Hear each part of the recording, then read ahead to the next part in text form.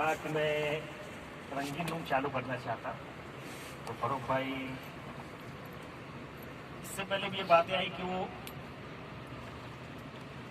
कोई मामलात में जम नहीं पाते थे। बहरहाल वो आए, 2-3 मुलाकातें हुई इस ताल्लुक से।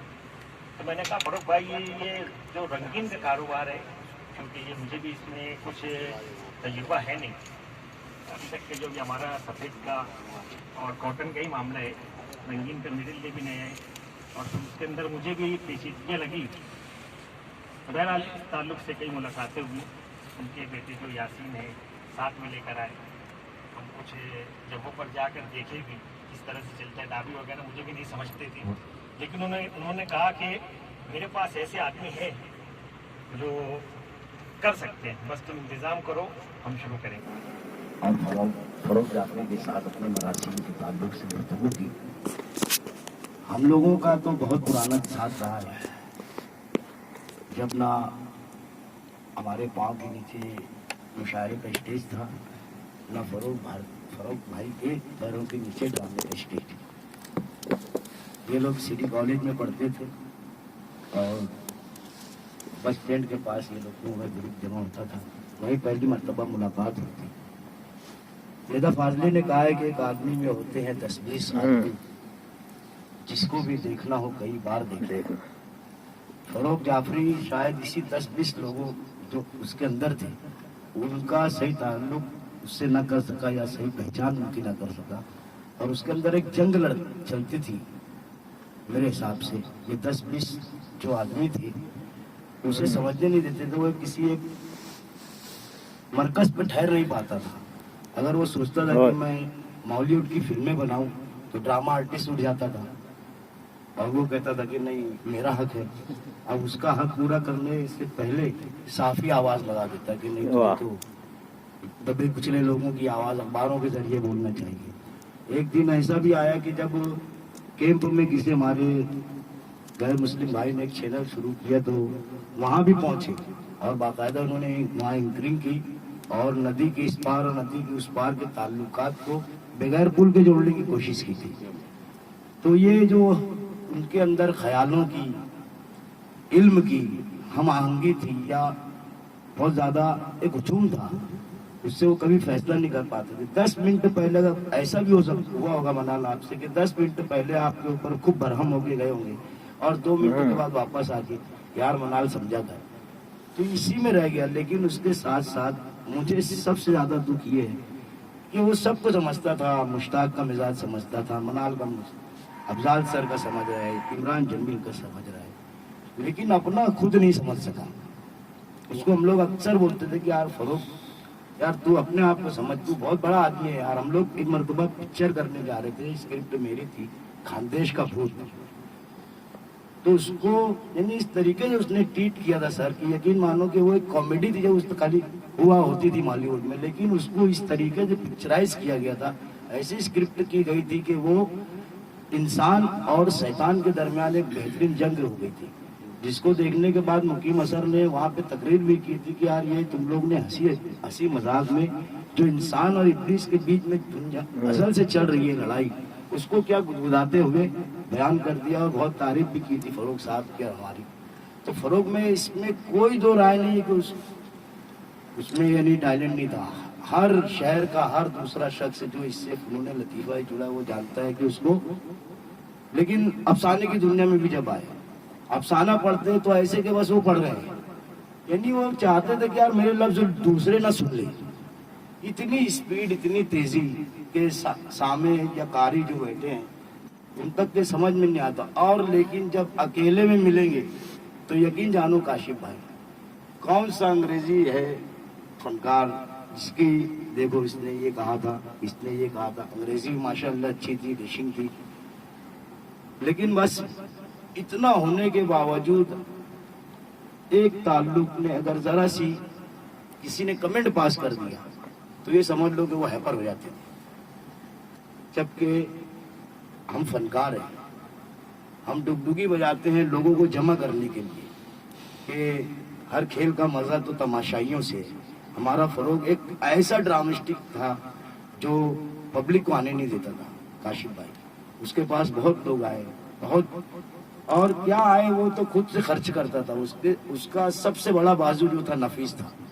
कोई रहे या न रहे, अफजाल सर, नफीस यारों का यार है, हालांकि वो दोस्त हमारे काशिफ भाई का है, लेकिन फरोख के हर मामला में जो अगर फिल्म बना रहे हैं तो मौजूद है, और सारी बातें। और ऐसा नहीं, देखो हमारे लतीफ जाफरी साहब के भी मरासिम बहुत अच्छे हैं बॉम्बे में। अभी सागर सिद्दीकी का जिक्र आया था तो लतीफ जाफरी साहब ने उन्हें शायद फोन किया था, सागर सिद्दीकी, तो बाकायदा आप वहां पे पहुंचे भी थे फरोख भाई। लेकिन अब इसको क्या कहेंगे, अब तो नाकामी भी नहीं कह सकते क्योंकि कोशिश तो पूरी तरीके से की गई, लेकिन उसके बावजूद भी अगर हम आज उनके ऊपर बैठे हैं, उनके लिए ताज़ियती कलमात कह रहे हैं, तो इसका मतलब ये है कि फरोख भाई ने कुछ किया ना हो कहीं, लेकिन हमारे दिलों में घर जरूर बनाया है। उसकी याद ऐसा कोई दिन नहीं है जब नहीं आती। भोला आदमी था सर। सबसे खास बात यह है कि हमारे फरोख भाई बहुत भोले थे और नर्म दिल थे, लेकिन अगर अदर जो गैर शनासा है उसको पर थोड़ा सा रोक डाल देते थे, लेकिन वो थोड़ी देर का रहता था, लेकिन वो सोचने वाला समझता था कि यार मेरे इन्होंने चिल्ली उड़ा दी। बहुत नर्म दिल थे।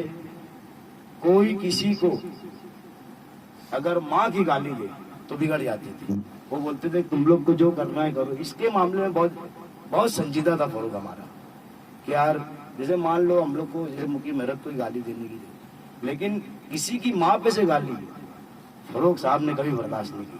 तो बोलते थे मुझे गाली दे लो, मुझे पैसे कुछ ऐसे बताते भी थे वो गाली बता के, लेकिन माँ पे से गाली मत दो।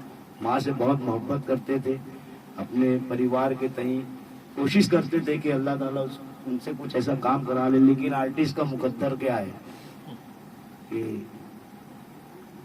एक शेर बहुत अच्छा था उसमें कि ये जहां यूं ही रहेगा और तायरे चमन अपनी अपनी बोलियां सब बोलकर उड़ जाएंगे।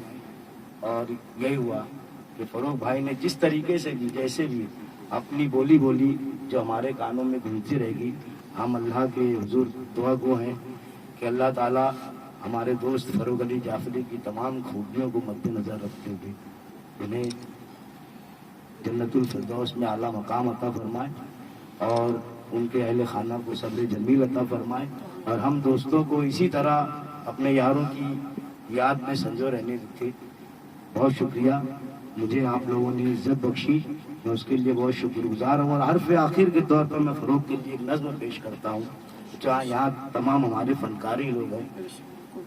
फनकार का अंजाम वाकई ऐसे ही होता है कि तारीख बन जाती है कि शाम होने दो दिए शाम में ढल जाएंगे, शाम होने दो दिए शाम में ढल जाएंगे, जो उजाले हैं अंधेरों में बदल जाएंगे। रोशनी रोशनी चिल्लाएंगे दुनिया वाले, रोशनी रोशनी चिल्लाएंगे दुनिया वाले, हम बदन हद से बहुत दूर निकल जाएंगे। एक हंगामा जरा देर की खातिर होगा, फिर जमाने के शब रोज बदल जाएंगे। चंद लम्हों में भुला देगा जमाना हमको, चंद लम्हों में ही एहसास पिघल जाएंगे। कौन है जो यहाँ आया है सदा रहने को, एक दिन आएगा हम लोग भी मर जाएंगे। एक साए की तरह है ये खराबा जिसमें काफिले आएंगे ठहरेंगे गुजर जाएंगे। फिर नया चांद सा उभरेगा उफक से अपने, सारे फरसुदा ख्यालात बदल जाएंगे। फिर नई नस्ल नए शेर तराशेगी यहाँ, क्या बात, नस्ल नौ फिर नए मंजर को उभारेगी यहाँ। फिर चरागों की तरह कोई जलेगा मुश्ताक, फिर कोई चांद सा किस्तों में कटेगा मुश्ताक। जब कभी बात लहू रोने की आ जाएगी, नाम आएगा हवालों में कहीं पर मेरा। हर्फ बनकर मैं किताबों में मिलूंगा तुमसे, तज़किरा होगा रिसालों में कहीं पर मेरा। बस यहाँ दर्द मेरे यार रहेगा जिंदा, जिस्म मर जाएगा किरदार रहेगा जिंदा। ये मेरी नज़्म मेरे शेर ये मेरी गज़लें, बाद मेरा शहकार रहेगा जिंदा। गर्दिशे वक्त की रफ्तार सदा देती है, कोई भी दौर हो फनकार रहेगा जिंदा। अल्लाह रब्बुल इज़्ज़त हमारे फरोख भाई को करवत करवत जन्नत नसीब करे और उनके सय्याद को असनाद में मुबद्दल फरमा दे, उन्हें जन्नतुल फिरदौस में आला मकाम अता फरमाए। और तमाम दोस्तों का शुक्रिया कि जिन्होंने फरोख से अपनी मोहब्बत का इजहार करने के लिए, बहुत छोटी सी जगह है लेकिन हर शख्स यहाँ पर علم کا مینار ہے دوستوں. بہت خوشی ہو رہی ہے فروغ بھائی کہ آپ کی یاد میں اتنے مخلص لوگ یہاں پر آئے. اللہ تعالیٰ تمام کے دلوں سے نکلنے والے آپ کے تعلق سے کلمات کو قبول فرمائے اور آپ کو اپنی قبر میں آرام سے رکھے اللہ تعالیٰ. شکریہ.